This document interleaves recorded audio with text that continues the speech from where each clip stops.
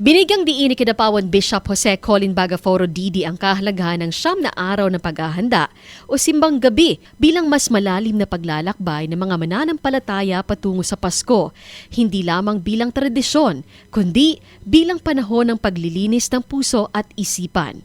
Ayon sa obispo, ang 4 na linggo ng Adbyento ay paanyaya upang ihanda ang sarili sa pagdating ni Kristo, ang prinsipe ng kapayapaan. Ang paghahandang ito ay hindi dapat ibatay lamang sa damdamin, kundi sa pag-aayos ng ating buhay at mga prioridad. Upang malinaw na matukoy ang tunay na prioridad sa buhay, ipinapaalala ng obispo ang salitang GIF, God is first. Kapag ang Diyos ang inuuna, nagiging maayos ang lahat ng aspeto ng buhay, lalo na sa pagsamba at panalangin ngayong papalapit na Pasko.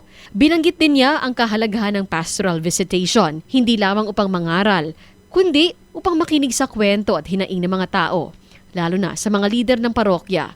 Hinihikayat ng obispo ang mga mananampalataya na maglaan ng personal na prayer wish sa ika-9 na araw ng nobena, mga panalangin taos-puso at mula sa puso. Mayroon siyang 2 pangunahing intensyon sa kanyang panalangin.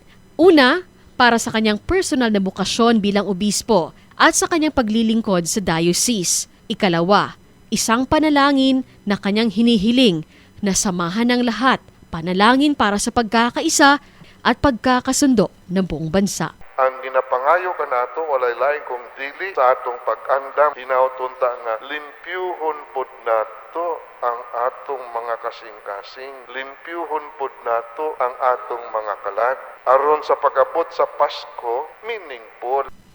Cherry May Tapia, NDBC Bida Balita.